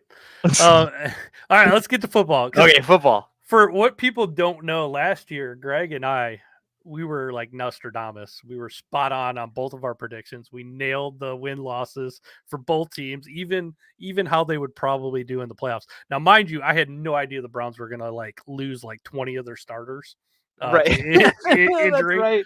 but they still had the same win loss. So I'm gonna take credit for You it. still don't have Nick Chubb back, right? Like He'll be back in week 5. It looks like. 5? Oh, Yeah. it's so brutal, man. Yeah, but he's looking fantastic, and I Yeah, think that good. was always the plan to have him back to start on the pup list and have him back in week 5. And I think they're just being cautious with him because, man, he's looking great. He's putting out those videos again where he's lifting like crazy amounts of weight, and I hate it because I'm like, oh, please don't hurt yourself. You're waiting for his leg to But fall off in one of these but it's videos. like I still can't believe he's like back to that, you know. And I always thought, man, if he could just get back to like 75-80%, he's still better than most. So I think Yeah. he's ahead of that. So I think he's gonna be, as long as I'm gonna knock on wood, as long as he can stay healthy, that's gonna be huge when he comes back in week 5. So how about you? What about your Packers? We actually played you guys in the preseason. You guys kicked our ass. Yeah. Oh, so I gotta be honest. I have been so busy with stuff. I haven't been paying attention to football at all. I Mhm. had my family's fantasy football draft Mhm. last Sunday, and I'm like, oh shit, he's on that team now. Like I'm that far behind. I need to get caught up bad. Well, we're But hacks anyway, so you gotta say what you think. yeah. So the Packers are going through a kicker issue at the moment. They released like 3 kickers and signed like 3 kickers in the Oh last no, like 2 weeks. They seem to have found their kicker now. I think he was it Tennessee Titans kicker or who is it? Houston Texans kicker? I don't even know his name. It's not Cade um, York, is it? I think we I traded don't him. I don't I don't I think think he went so. to the Titans last year for a little while. He was a Uh, Browns one for a while. so they're working on that, but it was good because the guy they had, Anders Carlson was the kicker last year, and Mhm. he just not clutch, you know, and he missed all the important ones. He was fine, and then missed all the big ones. Dude, And then our they signed like Greg Joseph, I think is his name. He's an ex Minnesota kicker. Like he sucked in the preseason too, so then they got rid of him. Like it's been a whole thing, but our kicker was, he had one of those legs that could hit from like 70, but he had no accuracy last year at first. And then they cut him and they traded a guy that wasn't, I can't remember where he came from, but he wasn't going to make the team. And that guy was lights out all fucking year. He was Yeah. amazing, and probably should have made the Pro Bowl. And then he hurt himself right before we went to the playoffs. Oh, of course. So we Of lost course. him too. So we And lost about like 21 of 22 starters the Browns, on okay, the Browns. the Browns, I mean, you guys always have this weird, crazy bad luck. Like, what was it? What's the tight end who like burned his face, right? Or Oh, something David like, Njoku. He was yeah, a and Joku, beast yeah, last year. dude, he's like amazing, and then He he's is. like got to wear a face mask protective because he got grease burns on his face or something. Like, what the hell is going on? Yeah, it was a fire. It was like a pit fire or something. I don't know. Yeah, Yeah. it was crazy. He played with that burnt face. I can't believe. Like if you go to the story of that, he actually played the week after he did that. I couldn't even imagine putting that helmet on my head. And he goes, once he put it on, he didn't want to take it off till after the game because it hurt too much to take on and off. Oh my god. Well, Dude, plus that dude is a beast. he was wearing a mask that made him look like Yeah. what's the DC villain? Yeah, I can't. Deadshot or something. Yeah, But he like, did. yeah, He did. or I can't remember his name, but yeah. So like, he's got like this crazy mask on. Looks awesome. That dude is he's a stud, man. He's one of my favorite players. And when he burnt his face like that, he became even one of my more favorite players because for a while he was hiding his face with that mask, but a lot of people asked him to show his face because they were burn victims too. So he actually did a whole like Instagram story about it, and now you can't even tell that he was burned, but his face was messed up. So I guess having money and getting the best doctor No, yeah, yeah. really did wonders because you can't even tell he was burnt. But that dude seriously had serious burns all over his face. It was crazy. Yeah, that's nuts, man. So, well, how do you think your team's gonna do? Okay, so regular season, are they gonna take the division? What's the win loss record? What are we looking at? Man, it's so tough because I think we're in the best division in football. And you got the Ravens, who are probably the favorites to win the division again because they did last year. And now you got to go against Russell Wilson and the Steelers. What are you gonna I'm do? not worried about the Steelers, to be honest. The Steelers are like, they're good though. I mean, they got Mike Tomlin. They're always going to be, even when they have a crappy team, they're going to like flirt with making the playoffs because Mike Tomlin is that Right. good of a coach. He's a good coach. Yeah. Oh, he's a absolutely. fantastic coach, and I would take him every day of the week over our coach, even though our coach won Coach of the Year last year. But I still think we're better. I think our rosters is stacked as long as we don't lose 20 starters again like last year. I think the Bengals will be much better too because Joe Burrow was injured most of the last year and they still almost made the playoffs. But I think they lost some key players. So I think if I had to rank it, I'd still say the Ravens are the team to beat. We're probably second. Then you got the Bengals and the Steelers. But I had them at 11-7 last year, and that's what they finished. Well, no, wait, no, 11-6, 11-6. The math wasn't math in there. And I just think because it's a harder schedule this year, I'm gonna put them at like 10-7, and we still make the playoffs. But I still think we have a chance to win the division, but it just depends how Watson plays this year. If he, stays healthy. I know people hate Watson and they hate pick us to be like last in the division. I don't think that's realistic. The Browns roster is just too stacked. I mean, even with most of our backups last year, we won 11. So, Yeah. Yeah, man. Like the Ravens are stacked. the Man. Ravens are stacked too. They have Yeah. Derrick Henry now. Like Mhm. what the how's that team not an auto Super Bowl team? Well, here's the thing, though. I think the Browns actually match up well with the Ravens. We beat them in Baltimore last year, and they only lost a couple games all year. Yeah. And that was the last game Watson played, and he actually played really, really good that game. But our defense played really, really good too. We match up well with them. We're pretty good at. The Browns were put together to compete with the Ravens, so we match up pretty well with them. Like our linebackers are really fast, and we can. I mean, nobody can contain their quarterback, but we have pretty fast guys that we can keep up with him pretty well. So he doesn't kill us as much as he kills other teams. So just because I think we have, if not the best defense in the league, one of the best defenses in the league. So Yeah, and that divisions are always different because you play those players a lot. You've got the tapes. Like it's division games are always like the best team going against the worst team. If they're in the same division, though, there's always a shot. Yeah, Always a and job. I don't, for whatever reason, we match up well with the Ravens. I don't think we match up as well. I think we match up worse with the Steelers than the Ravens, which is odd because the Ravens are way better. But I think the team was put together to beat the Ravens. And I know I joked about it earlier, but I am curious to see Russell Wilson with Mike Tomlin, like a coach that actually believes in him. That Hmm. because that's what he had in Seattle. And Hmm. I wonder if Russell Wilson will have any. Like, I think he's got talent. I've always liked him. I mean, he's not my I've favorite always quarterback. liked him. I've always He's, liked him, and yeah. I thought he was talented. But obviously, the situation in Denver was like boned from the beginning. Like, there was no chance of success there. No. And then so now you get him in a situation where, like, I wonder if he'll have a bounce back year or not. Yeah, well, there was a quarterback competition between him and Fields, so they just named him the starter this week. Yeah, I saw.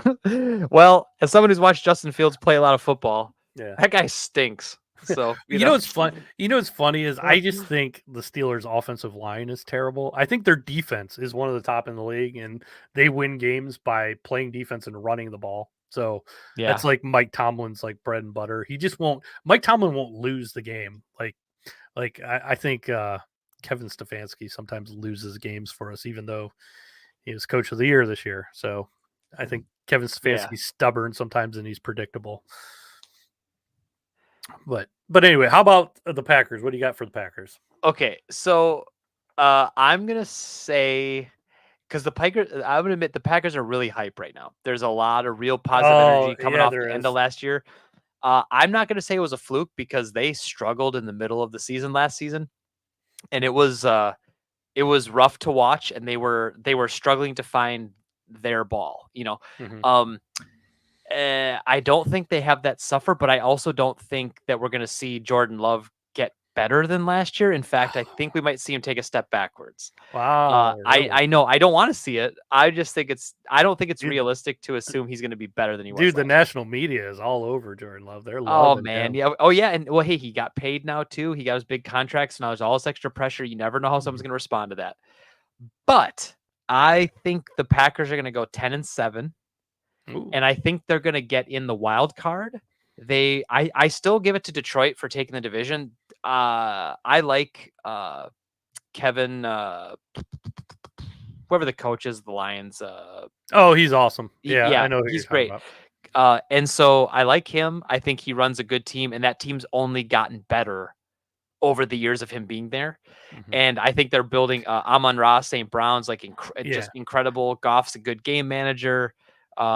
Like they got the pieces. I love their coach. I love their whole coaching staff. I love his mind, his like Yeah, mentality. that ex-player mentality. Like he Yeah, gets oh, it. he's a tough guy too. And what's funny is I think I like him so much because he's the opposite of Kevin Stefanski. Even though Kevin Stefanski's a good coach, he's a really good coach. Obviously, for one coach of the year. Um, but Kevin Stefanski is he's the opposite. He's kind of soft. He's kind of he like, just for example, our preseason, we didn't play anybody. None of our starters played Yeah, any time at all in the preseason because he's scared to get anybody hurt. And I I think sometimes that comes back to bite you in when the real I like think you need to get in football shape. You need to take a bunch of hits, to get your body used to it. yeah, yep. And we didn't play anybody. I mean, nobody played in the preseason. We played nothing but backups the whole time. So I think you need to throw them out there a little bit. And it's just Kevin Stefanski's opposite of Detroit coach. I love Detroit's whole coaching staff. Yeah, there's just like there's a winning mentality there, and I think they're also due for a setback as well. But they're just a solid It, team, and they've been like they've been getting good pieces to that yeah. puzzle. I forget the kid's name. I think he was number one pick last year. Was it like Aiden? Oh He's yeah, the Aiden line. Hutchinson out Yeah, of Michigan. yeah, Eh, yeah. Dude's a He's baller, a man. And beast. Yeah, I hate it because he's a Michigan guy, but yep. he is a really good player. I love I'm it's funny because some people that are Buckeyes fans when the Browns draft Michigan fans are like, oh, drafted me. I'm like, man, I don't care once they're on my team. I don't care where they played, if they play for the rival. That guy's a baller. Yep.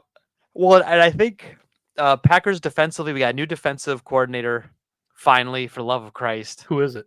I don't even know his name, honestly, man. Let me look it up. I'll look it up for you. Yeah, look it up because I'm praying it's not somebody, but Gordon, I'm trying to spell here. Okay, Jeff Halfley. Okay, never heard of him. That's good. He worked with the current. Let's see here. Let me read this here. I should know. I can't believe I don't know. He's not a former Browns coach. So I don't think so. That's good. He served as the head coach at Boston College for the last 4 seasons. Oh, okay. He served alongside Packers offensive coordinator Adam Stenovich on Kyle Shanahan's staff in San Francisco. Shanahan's good. He coached current Packers inside linebacker Isaiah McDuffie at Boston College. Okay, so anyway, apparently he's kind of fresh to the NFL, but I think he's going to be very, very aggressive. Actually, I think that's kind of his mentality. Well, good. Like I think sometimes the best D coordinators are aggressive, which is what the Browns have right now, and you can't be predictable as long as you're not predictable. Yep, and we've got a really strong secondary. Like Jair Alexander is ridiculous, but you gotta like work to his strengths. Like I felt like the past coordinator was just like, this is my plan. Like, do what I'm telling you to do, as opposed to like, let me find the best plan for the pieces I have. Yes, and I think we're gonna see it work. Good coaches put their players in the best position. Bad coaches, and I'm an expert on bad coaches, they stick to their plan and you're going to fit in their plan and do what they say, whether or not it was good for you. Like our former defensive coordinator, we have a stud secondary too, and we have stud linebacker. Our defense is awesome. So what's he do? He runs soft zones all the time and only rushes a couple guys, and it was real easy to like double team Myles Garrett. And then we switched and we got a guy who attacked and played man defense, and all of a sudden the Browns with the same pieces are the number 1 defense in the league. Yep. So yeah, you got to attack. Yeah, and like it seems like there's going to be a new energy here. And this seems silly to talk about too, but the Packers also went through and reworked a lot of their conditioning coaches and a lot of their like rehab staff at the facility. So there was something going on there too. So I don't know if it was injuries or injuries not being figured out or something was going on. You've got people like Christian Watson had a hamstring issue all season. He pulled like his hamstring, and then like he played one game every like 3 or 4 games and would only play half or a quarter. Like it was crazy. And so then he even in the off season, like he went to like go see a specialist as to why his, hamstring wasn't healing correctly. Like, just the weirdest stuff. So I think that could have a positive or negative impact. But I think overall the Packers will have a winning record. They will get to the playoffs again. And I mean, last year it's going to be like, Browns Packers Super Bowl. If it's a Browns Packers Super Bowl, we have to go. We have to go. That'd be awesome. I'm just saying that because we were so spot on last year. So like whatever we say is going to happen. So I gotta predict Browns. I think it's possible, but I'll tell you, man, the 49ers just have the Packers number. Like Shanahan knows everything that LaFleur is going to do, and he just beats him on every time. And even sometimes it's a really, really close game, and just the weirdest little flukes happen and the Packers don't. It's just brutal to watch. I love when 49ers fans always like say shit to Browns fans, and we just remind them that we beat them with PJ Walker last year. Yeah. As our quarterback. So they are good, though. They are really good. I mean, that team's super good. And that's another coach you have that's really innovative. And so that offense is really dynamic. And man, like Christian McCaffrey's a touchdown generator. All he does is get in the freaking end zone. Like it's all he does. Dude, we had him as our coach and Miami's coach when we had Johnny Football. Oh man, they were our coaches. They were our assistants when we had Johnny Football, and so maybe it was Johnny Football. It was they got so pissed off that they both left because it just we were a shit show back then. It's brutal, man. You guys have been through hell, and that's how I feel about Detroit too. Like obviously, I want my team that I root for to win the division. Yeah, duh. But like when the Packers are out, or like I love the fact that the Lions have struggled for decades. Man. Oh, I was rooting for the Lions. Yeah, dude, they're struggling. Same with the Browns, though. Like the Browns have had a hard time for decades. I have the luxury of rooting for a team that has been good for 30 years. I mean, it's ridiculous. Yeah, man. The only team I have is the Buckeyes that are, and so like I appreciate their success. I love it. I'm irritated by Packers fans that's all they've known is that success because they don't know what it's like. I suffered through the 80s. I watched football in the 80s and in the early 90s before we got Favre. So like I saw like mediocre Packer play. I watched dominant Chicago Bears football. I watched dominant Cowboys in the 90s. You know, like I watched all of that. And so I love seeing a team that is like, who doesn't love an underdog, man? And you know what I mean? And like the Yeah, Browns, I feel like that's you guys and the Lions. And pretty soon it's going to be the Bears too, because they've been stinking to high heaven for the last like 10 years. So yeah, pretty soon I'm going to start rooting for them too. But, yeah. you know, The Browns, I think the Lions get a little bit more love, mainly because the Browns, they got a knucklehead at quarterback, so he brings a lot of negativity to it. Even though if you just separate like the X's and O's, I think if he just can play average, it'll be fine. But I think a lot of people just like hate on the Browns because of him. yeah, there's probably definitely some of that. There's a lot of it, even from like our own beat reporters and stuff. It almost, they almost like feel like they're rooting for them to fail sometimes. Yeah. Which Yeah, is so gross. And yeah, we didn't talk about this during the video game segment, but like that's a trend I've been noticing a lot too, is just that like people as a society, apparently we love two things. One is to prop people up on pedestals hmm and things on pedestals. And then the second favorite thing to do is to knock people off of pedestals. It's the yes, weirdest shit. Like we boost people up and we love boosting them up and making them these idols. And then we love bashing them as much as we did rising them up. It's just kind of gross. I it don't know. is It's weird. weird. It It's happens in weird. video games too with the journalists there a lot. Yeah, Yeah, it's it's video weird. games, it's sports, it's social media, like it's everything. It's politicians, and Yeah, it's like people raise them up like they're some sort of like gods or something. Like, like they're supposed to work for us, man. Like they don't, you know what I mean? Like I don't idolize a politician. Like it's so stupid and gross to me. Like, me you neither. know, And when it comes to football, I'm like, I get tired of it sometimes when I want to know how this player wants to beat the Steelers. How he plans on beating the Steelers. What's the game plan? That sort of thing. And they're asking him political questions. I'm like, I don't care. yeah. How's he And gonna beat? How's he gonna beat the Steelers or whatever, or the Ravens or whoever they're playing that week? well, and the press is always looking for a gotcha moment. They're always, Yeah. and like I love it when you get a really sincere answer from a player, because you rarely get one, because Mhm. they're literally trained by their teams to not say anything that I, could be considered offensive, could be right. You yeah, know, I always joke if I was in the NFL, I would just answer questions like Marshawn Lynch. I'm yeah, just here because I'm required to be here. yep, yeah. I'm Like I wouldn't surprised give them more anything. people don't. Yeah, I'm Yeah. surprised more people don't, man, because Yeah. it's like they're trying to get you in trouble. They're trying to get a quote.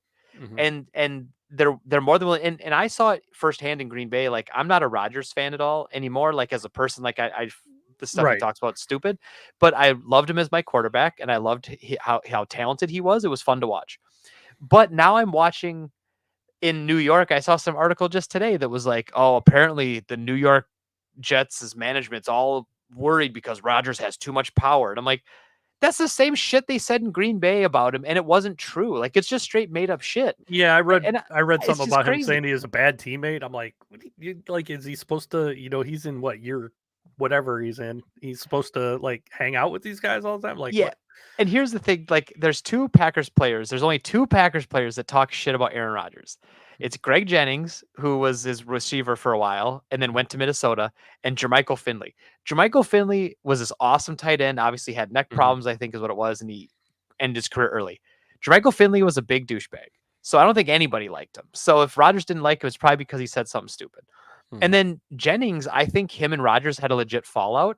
And then Jennings still talks about it every week he's on national football. So like 15 years later, he's like, oh, well, Aaron Rodgers is a selfish player. He did this. Like, dude, like you don't Get have any over other it. shtick. You only get invited on these shows because you'll say some shit about Aaron Rodgers and it gets people to talk about it.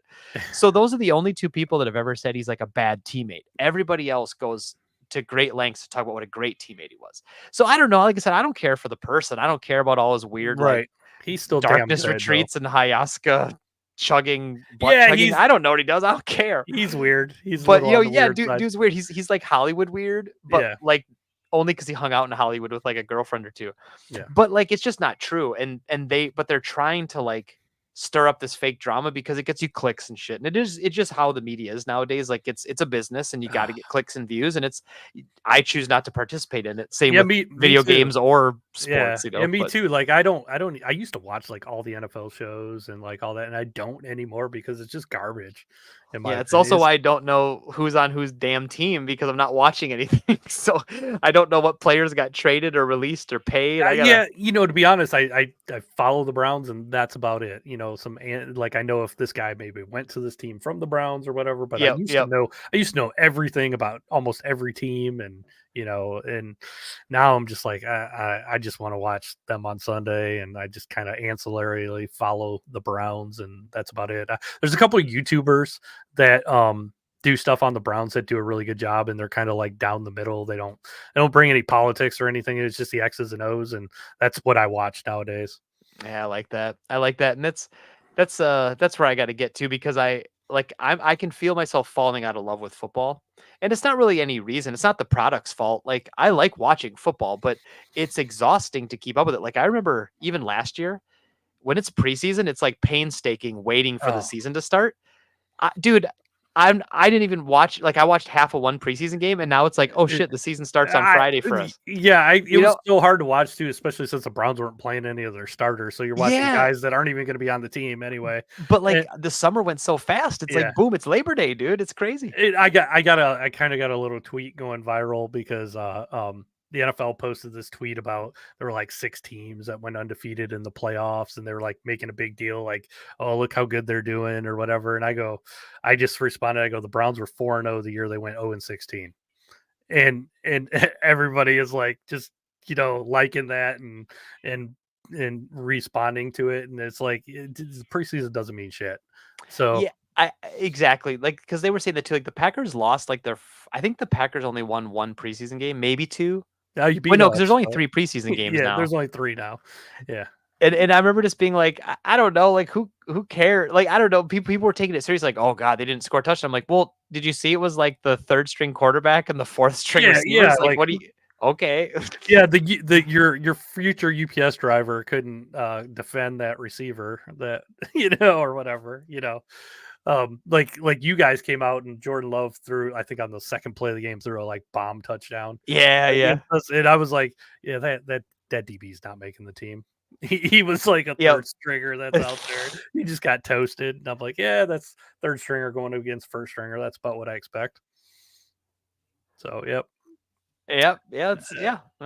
Yeah, we'll see what happens. So I am rooting for the Packers Browns Super Bowl. We said it. It's since we predicted it, it's got to happen.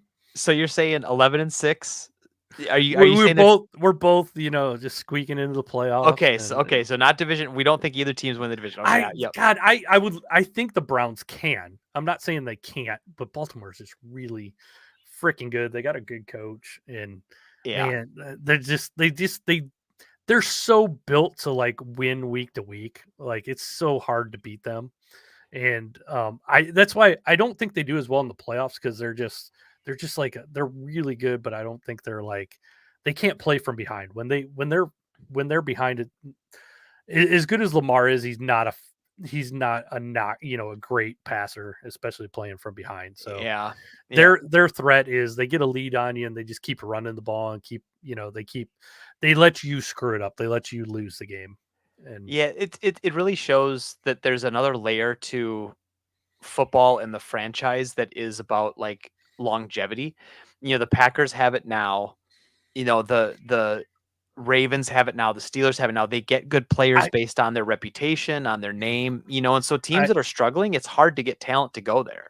I actually think the Browns are becoming one of those good teams. And I know like a lot of people will think that's crazy, but I actually believe it.